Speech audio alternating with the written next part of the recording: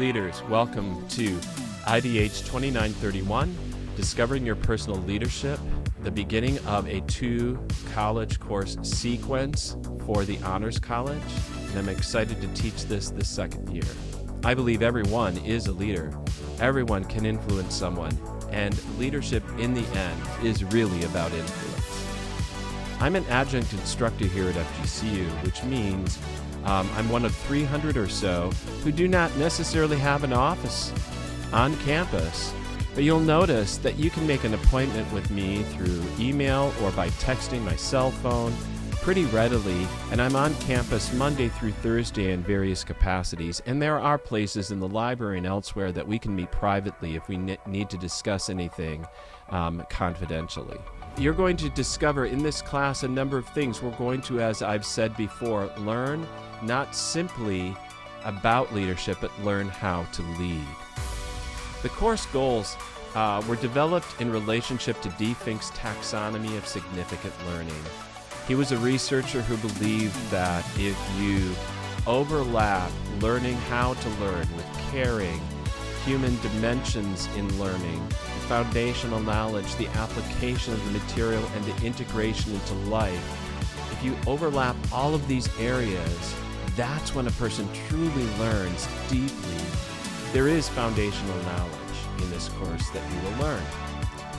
You will articulate the 5 practices from the Leadership Challenge, and you will also learn the 7 habits of highly effective people and be able to put them into practice.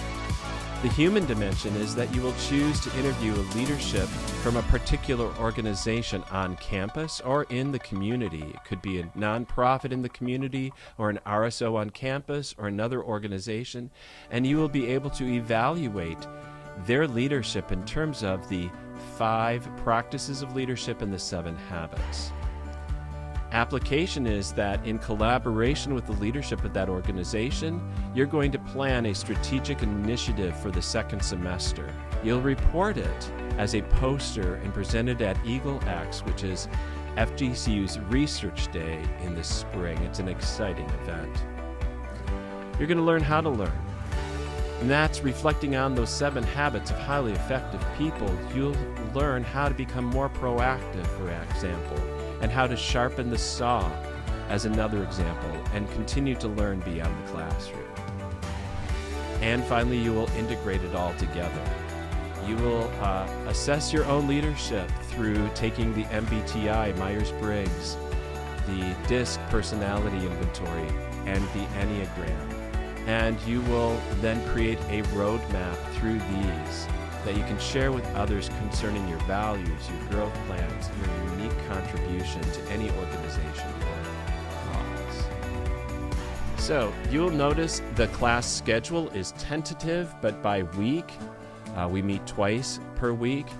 You will see the topics we'll discuss, the readings that I want you to do, and then the assignment and their due dates in the class schedule. These are tentative.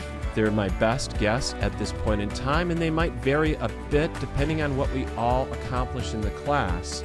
The final due dates are always found in Canvas in our learning management system.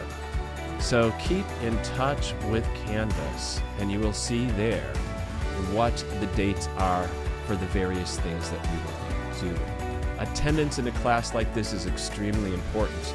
It's really impossible, actually, to become a leader without being present with the people that you are interacting with.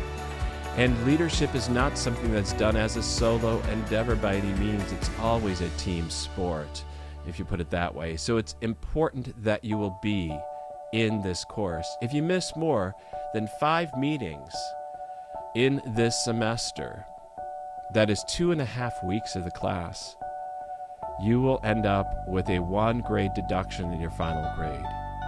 And if you miss more than 8 classes, that is over 4 weeks of this course, you just can't pass the course anymore because you haven't been present. Let me know if there are issues that are coming up and why you are missing the class, and that can be taken into some consideration. Participation in this class is extremely important. you need to be more than just physically present, but a contributing member. And finally, just want to go over one other thing, and that is late assignments. They are not accepted because the due dates are announced well in advance. And even if one changes, it doesn't change to be earlier, it changes to be later on Canvas. Canvas is going to be your best friend in terms of keeping up to date with all of your courses. I would recommend you set up notifications through text messages and other means so that you never miss when an assignment is due. I never post anything that gives you only like 2 or 3 days to get done. You always have more than enough time. It usually, you get at least a week, probably 10 days between when it is opened and when it is due. Outside of that, the rest of the policies you can read through. In the end, the grading, I've tried to develop it across a number of different aspects. There are journals that you will take. These are reflection points, and that's 10% of your grade. Your leadership map paper. This is combining what you've learned through the MBTI and the DISC and the Enneagram and your values and all of these things that we've done in the semester, along with what you reflect on upon the 5 practices of leadership and the 7 habits.